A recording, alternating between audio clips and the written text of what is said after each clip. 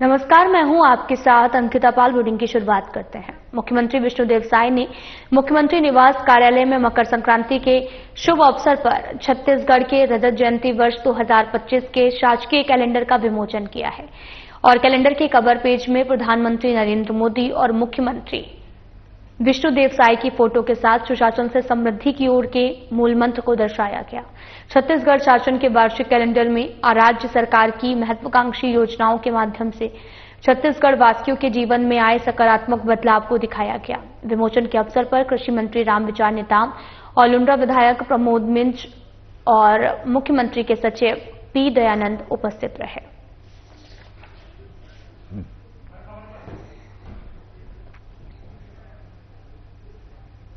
छत्तीसगढ़ के सीएम विष्णुदेव साय बस्तर प्रवास के दौरान कोंडागांव पहुंचे हैं। इस दौरान उन्होंने जिले को कुल 2 अरब 88 करोड़ 18 लाख 37 हजार रुपए के कुल 168 विकास कार्यों की सौगात दी है, जिसमें 2 अरब 8 करोड़ 26 लाख 86 हजार के 130 विकास कार्यों का लोकार्पण और 79 करोड़ 91 लाख रुपए की 38 कार्यों का भूमि पूजन शामिल है। और वहीं सीएम साय ने विकासनगर स्टेडियम में आयोजित कार्यक्रम को संबोधित करते हुए कहा कि केंद्र सरकार की ओर से प्रधानमंत्री आवास योजना के तहत प्रदेश के लिए 3,88,000 नवीन आवास स्वीकृत किए गए हैं। उन्होंने बताया कि योजना के अंतर्गत आवास स्वीकृत के लिए भी निर्धारित नवीन मापदंडों को और अधिक सरलीकृत किया गया है, जिसका लाभ प्रदेश के अधिकांश हितग्राहियों को मिलेगा।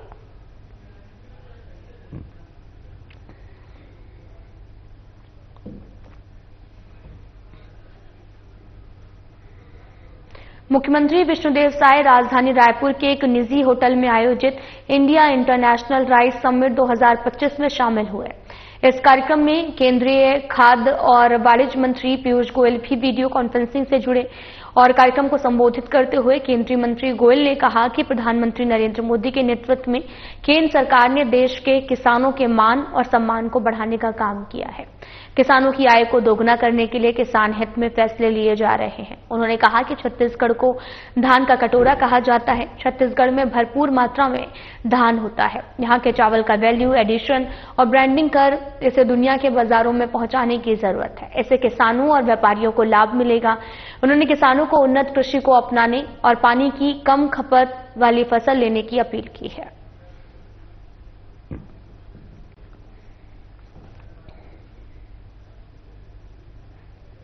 मुख्यमंत्री विष्णुदेव साय ने युवा महोत्सव के शुभारंभ अवसर पर साइंस कॉलेज स्थित दीनदयाल ऑडिटोरियम में युवाओं को संबोधित किया। इस दौरान सीएम साय ने युवाओं को देश और प्रदेश का भविष्य बताया। उन्होंने कहा कि एक सपना लेकर आप किस रूप में देश और प्रदेश की सेवा करना चाहते हैं, उसको हासिल करने के लिए पूरी निष्ठा, ईमानदारी और समर्पण भाव से पढ़ाई करें। सीएम साय ने कहा कि छत्तीसगढ़ राज्य में तकनीकी, मेडिकल लॉ, मैनेजमेंट से संबंधित उच्च स्तरीय शैक्षणिक संस्थान है। प्रतियोगी परीक्षाओं की तैयारियों के लिए रायपुर में नालंदा परिसर युवाओं के लिए 24 घंटे खुला है। नालंदा परिसर के तर्ज पर राज्य के अन्य जिलों में भी हाईटेक लाइब्रेरी की स्थापना हम कर रहे हैं, जहां ऑनलाइन, ऑफलाइन प्रतियोगी परीक्षाओं की तैयारियों के लिए मटेरियल उपलब्ध होंगे।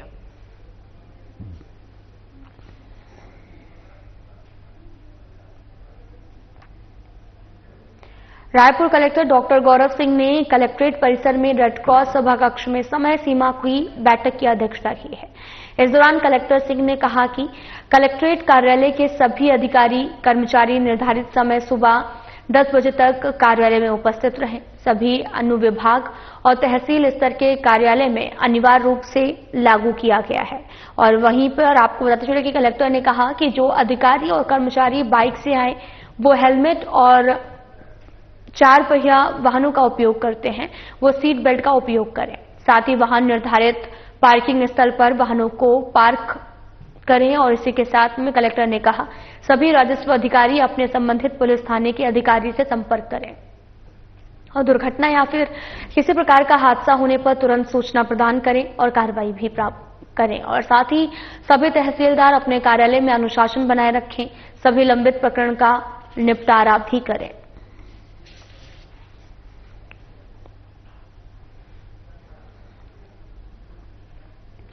दंतेवाड़ा जिले के किरंदुल बड़े बचेली में सीएम विष्णुदेव साय ने 160 करोड़ रुपए के 501 कार्यों का लोकार्पण भूमि पूजन किया है।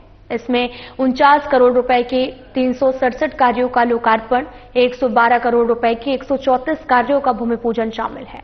सीएम ने कहा कि इस मौके पर हमने 114 करोड़ रुपए के हितग्राही मूलक कार्यों का चेक और सामग्री का वितरण किया है। जिन बड़े विकास कार्यों का लोकार्पण हुआ है उसमें गीदम ब्लॉक के छिन्नार से बड़े क्रोका मार्ग पर 33 करोड़ रुपए का पुल, जिले के सभी विकास खंडों में 1 करोड़ रुपए से बने पुल पुलिया, गीदम, कुआकोड़ा और कटे कल्याण मार्ग पर चौड़ीकरण और मजबूतीकरण शामिल है। इसके अलावा मोर मकान मोर आवास के अंतर्गत 7.25 करोड़ रुपए की लागत से 321 हितग्राहियों के लिए बने पक्के मकानों की चाबी सौंपी गई है और जलावर्धन और जल शोधन संयंत्र स्थापना के लिए किरंदुल के करीब 45 करोड़ और बारसूर में 15 करोड़, दंतेवाड़ा में अंतर्राज्यीय बस स्टैंड और दंतेवाड़ा जिले के सभी विकास खंडों में आश्रम भवन निर्माण कार्यों का भूमि पूजन किया गया है।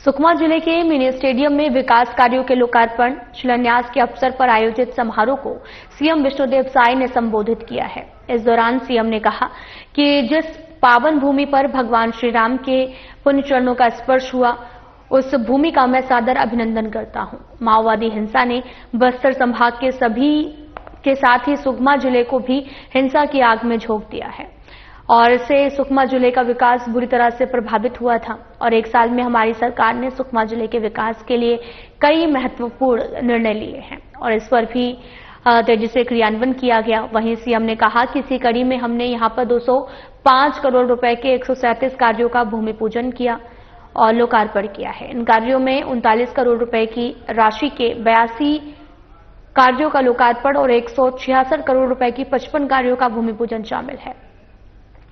इन कार्यों में सबसे महत्वपूर्ण कार्य सुकमा नगर पालिका में 83 करोड़ रुपए की लागत से जल प्रदाय योजना की भूमि पूजन है और इसके साथ ही 14 करोड़ रुपए की राशि से केरलापाल से पोंगा भेंजी मार्ग के निर्माण का भूमि पूजन भी हमने किया है।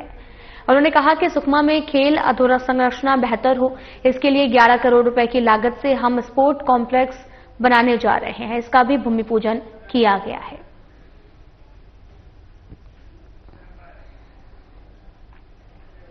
रायपुर में डॉक्टर प्रशांत शुक्ला ने अतिरिक्त पुलिस अधीक्षक यातायात का पदभार जो है वो ग्रहण किया है। डॉक्टर प्रशांत शुक्ला राज्य पुलिस सेवा छत्तीसगढ़ के 2013 बैच के अधिकारी हैं, जिन्होंने 13 जनवरी 2025 को अतिरिक्त पुलिस अधीक्षक यातायात रायपुर के पदभार ग्रहण किया है और ये जिला बीजापुर राजनांदगांव में उप पुलिस अधीक्षक के पद पर रहे हैं और साथ ही EOW, ACB और CID में पदस्थ रहे हैं। साथ ही अतिरिक्त पुलिस अधीक्षक पद पर पखांजूर और कांकेर में पदस्थ रहे हैं। पदभार ग्रहण करते हुए यातायात के सभी अधिकारियों का परिचय प्राप्त किया है और राजधानी की यातायात व्यवस्था को सुगम बनाने सक्रियता से कार्य करने की आवश्यकता बताई है। साथ ही आमजन की शिकायतों और सुझाव पर संवेदनशीलता से कार्य करने के लिए निर्देशित किया गया है।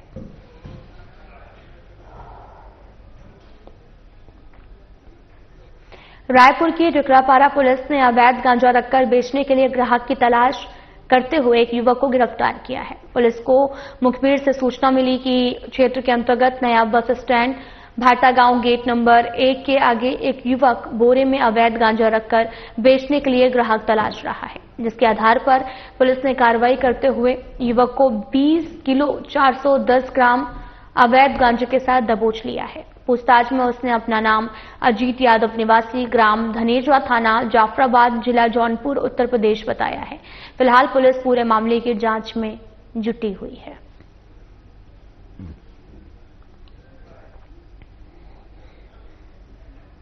छत्तीसगढ़ में राज्य युवा महोत्सव के दूसरा दिन खेल और युवा कल्याण मंत्री टंकराम वर्मा ने युवा महोत्सव को लेकर कहा कि ग्रामीण और शहरों की युवाओं ने पहले दिन इसमें हिस्सा लिया। छत्तीसगढ़ के युवाओं के द्वारा कई प्रकार के स्टॉल महोत्सव में लगाए गए हैं। उन्होंने कहा कि हमारी सरकार युवाओं पर फोकस कर रही है। हमारी सरकार और विभाग युवाओं को सतत आगे बढ़ाने के लिए लगातार प्रयास कर रही है।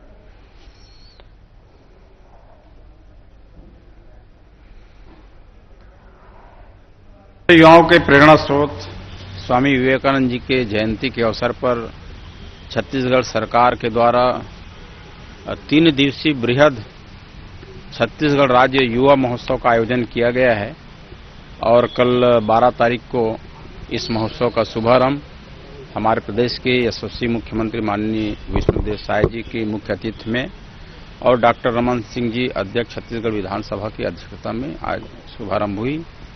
और इस अवसर पर हमारे प्रदेश के चुनिंदा 3500 युवा साथी भाग लिए और नगर के और ग्रामीण के बहुत से हमारे युवाओं ने कल कार्यक्रम का आनंद लिया। और कल शुरुआत में हमारे छत्तीसगढ़ के लोक कला मंच के बहुत ही ख्याति प्राप्त आरू साहू का कार्यक्रम था और उसके बाद मैं अयोध्या हूं सतयुग से लेकर के अभी 2024 तक की यात्रा का सफल मंचन कल देखने को मिला। और छत्तीसगढ़ के युवाओं के द्वारा कई तरह के स्टॉल लगाए गए थे जिसमें कुछ सीखने का, समझने का, मिलने का एक अवसर प्राप्त हुआ। ये हमारी सरकार जो है युवाओं को फोकस कर रहा है। आप सबको पता है कि दिल्ली में भी महोत्सव में भाग लेने के लिए हमारे छत्तीसगढ़ के 75 युवा साथी गए हैं जिनको चिन्हांकित किया गया है, जो किसी न किसी विषय पे ख्याति प्राप्त किया है, चाहे निबंध हो, कला हो, साहित्य हो, गायन हो, वादन हो, खेल हो, तरह तरह की विधाओं में उन्होंने ख्याति प्राप्त किया है और उन सब का वहां पे दिल्ली में उन लोग भाग लिए। कल प्रधानमंत्री जी से भी मिले। तो छत्तीसगढ़ सरकार, हमारे खेल कल्याण युवा विभाग युवाओं के लिए सतत कार्य कर रहा है।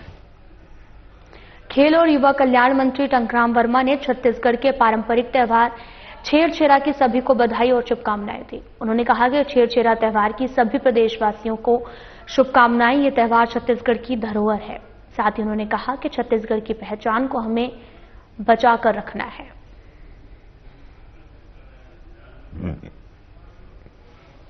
धरोहर है, हमारी संस्कृति है।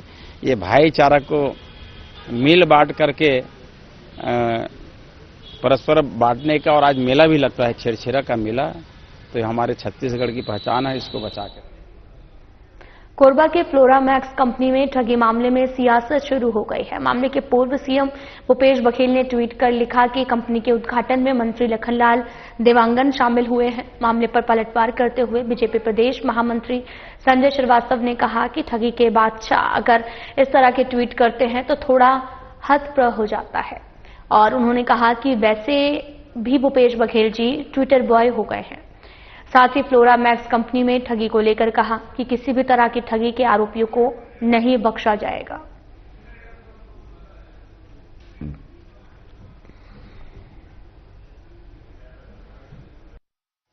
देखिए, ठगों के बादशाह यदि ठगी का आरोप दूसरों पर लगाए तो पूरा प्रदेश हतप्रभ हो जाता है।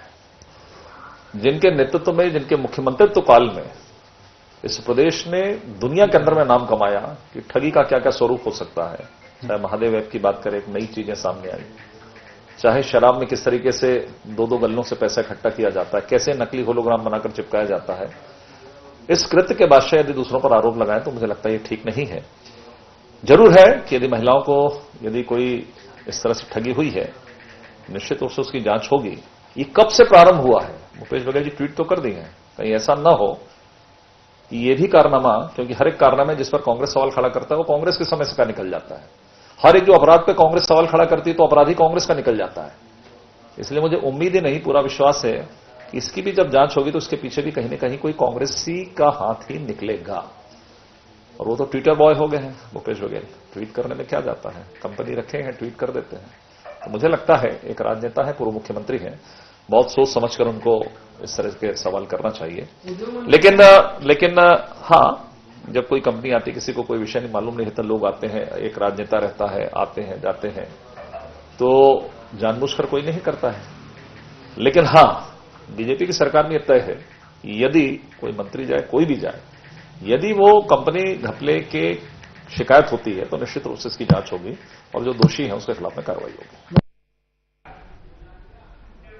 राज्य के उप मुख्यमंत्री और लोक निर्माण स्वास्थ्य यांत्रिकी विधि और विधायिकी कार्य और नगरीय प्रशासन मंत्री अरुण साव और संसदीय कार्य, वन एवं जलवायु परिवर्तन, जल संसाधन, कौशल विकास एवं सहकारिता मंत्री केदार कश्यप रामकृष्ण मिशन आश्रम में आयोजित राष्ट्रीय युवा दिवस कार्यक्रम में शामिल हुए और उप मुख्यमंत्री अरुण साव ने कार्यक्रम को संबोधित करते हुए कहा कि प्रदेश सरकार युवाओं को आगे बढ़ाने के लिए हर संभव मदद कर रही है। युवाओं को अच्छी शिक्षा प्रदान करने के लिए जिले के अंदरूनी क्षेत्रों में भी स्वामी विवेकानंद रामकृष्ण मिशन आश्रम संचालित किए जा रहे हैं, जिसमें नारायणपुर जिले के युवाओं को शिक्षा के साथ साथ सांस्कृतिक सामाजिक उत्थान के लिए कार्य किए जा रहे हैं। उन्होंने कहा कि स्वामी विवेकानंद का जन्म 12 जनवरी 1863 में हुआ था और स्वामी विवेकानंद ने कुशाग्र बुद्धि के साथ में समाज को अच्छी सभ्यता का विकास करने में महत्वपूर्ण योगदान दिया।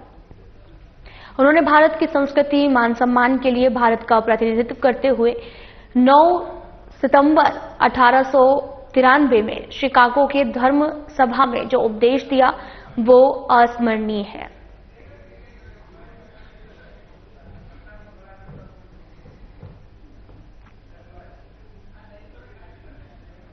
उप मुख्यमंत्री अरुण साव नारायणपुर में रामकृष्ण मिशन आश्रम में आयोजित राष्ट्रीय युवा दिवस कार्यक्रम में शामिल हुए। उन्होंने मुख्य अतिथि के रूप में कार्यक्रम को संबोधित करते हुए कहा कि युवाओं को आगे बढ़ाने के लिए राज्य सरकार हर संभव सहयोग कर रही है। युवाओं की अच्छी शिक्षा के लिए नारायणपुर जिले के अंदरूनी क्षेत्रों में स्वामी विवेकानंद रामकृष्ण मिशन आश्रम संचालित किए जा रहे हैं, जहां शिक्षा के साथ साथ भारतीय संस्कृति और समाज के उत्थान के लिए कार्य हो रहे हैं।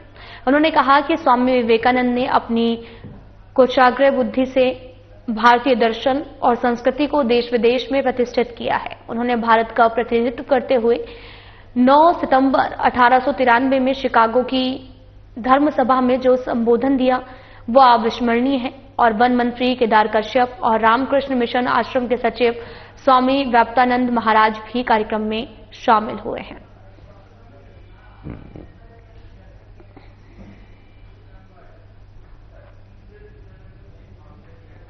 उप मुख्यमंत्री विजय शर्मा ने अपने निवास कार्यालय में छत्तीसगढ़ विज्ञान एवं प्रौद्योगिकी परिषद और छत्तीसगढ़ रीजनल साइंस सेंटर और तकनीकी शिक्षा रोजगार विभाग के कार्यों की समीक्षा बैठक की है।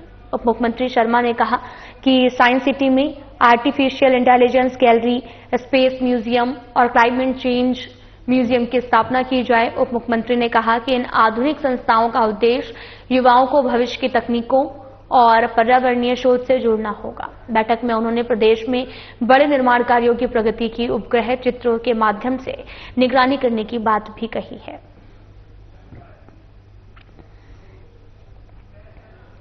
पूर्व मुख्यमंत्री भूपेश बघेल ने आज अपने निवास में पत्रकार वार्ता को संबोधित किया। इस दौरान उन्होंने कहा कि जैसे कि मैं पहले ही शंका जाहिर किया था कि ग्राम पंचायत के आरक्षण में ओबीसी को 1 या फिर 2 सीट मिलेंगी, लेकिन यह स्थान ओबीसी का 0 रहा है। उन्होंने यह भी कहा कि आधी आबादी ओबीसी की है, लेकिन ओबीसी के साथ बीजेपी की सरकार में इतना बड़ा अन्याय हुआ है। पिछली बार जब चुनाव हुआ था तो ओबीसी को 60 सीट के लिए आरक्षित किया गया था, जबकि पहले 27 जिले ही शामिल थे, अब 33 जिले हैं, लेकिन ओबीसी के लिए आरक्षण 0 है। उन्होंने कहा कि बीजेपी में ये कह रही है कि हम आधी आबादी को भी ओबीसी सीट देंगे और मुक्त सीट में किसी भी वर्ग के लोगों को लड़ाया जा सकता है, उसके लिए किसी को भी रोका नहीं जा सकता। सरकार हमेशा से ओबीसी को नीचा दिखा रही है और आज ये सिद्ध भी हो गया है।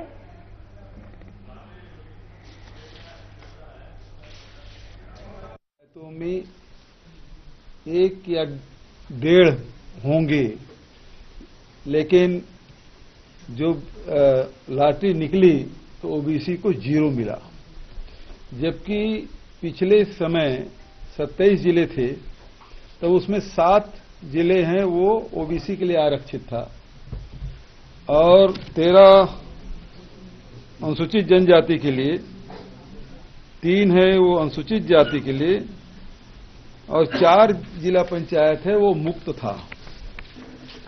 लेकिन अभी जो लॉटरी निकली उसमें ओबीसी के लिए कोई स्थान नहीं है, जबकि लगभग आधी आबादी ओबीसी की है और इतना बड़ा अन्याय ये विष्णुदेव के सुशासन में हुआ है। जबकि हम लोग विधानसभा में भी 27% आरक्षण ओबीसी को देने का फैसला किया, वो आज भी राजभवन में अटका हुआ।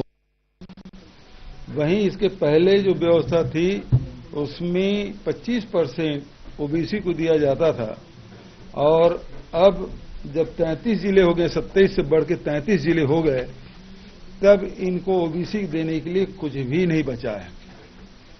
और स्थिति ये दुर्भाग्यजनक स्थिति कि आप जो अनुसूचित क्षेत्र है, जो 85 ब्लॉक हैं, उसमें ओबीसी को और एससी को एक भी सीट नहीं मिली है।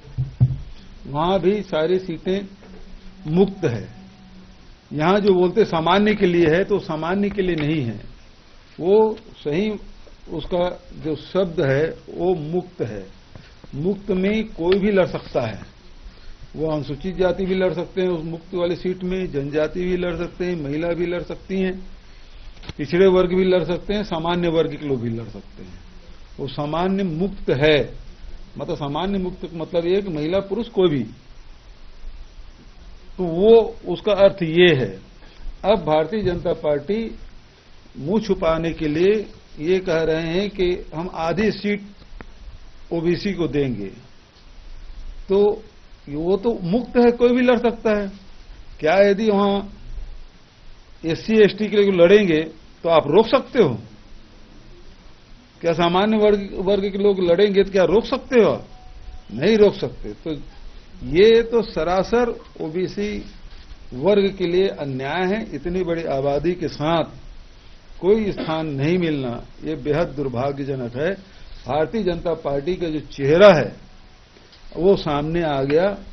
ये हमेशा से ओबीसी की उपेक्षा करते रहे, अब वो चेहरा स्पष्ट। रायपुर में फर्जीवाड़ा करने वाली महिला आरोपी को गिरफ्तार किया गया है। महिला आरोपी ने स्वयं को विक्रेता होना बताकर विक्रेता का फर्जी दस्तावेज तैयार कर करोड़ों रुपए के जमीन का फर्जी रजिस्ट्री किया था। मामले में एक महिला आरोपी सहित कुल 3 आरोपियों को गिरफ्तार किया गया। पूरा मामला मंदिर हसौद थाना क्षेत्र का बताया जा रहा।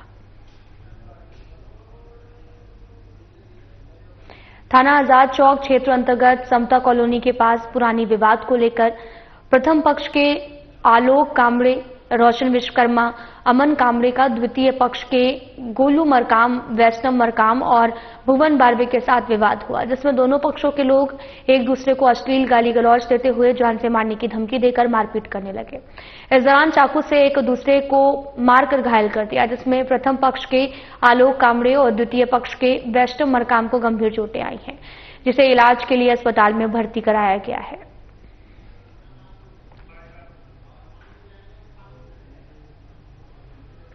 फिलहाल वीडियो में इतना ही। नमस्कार।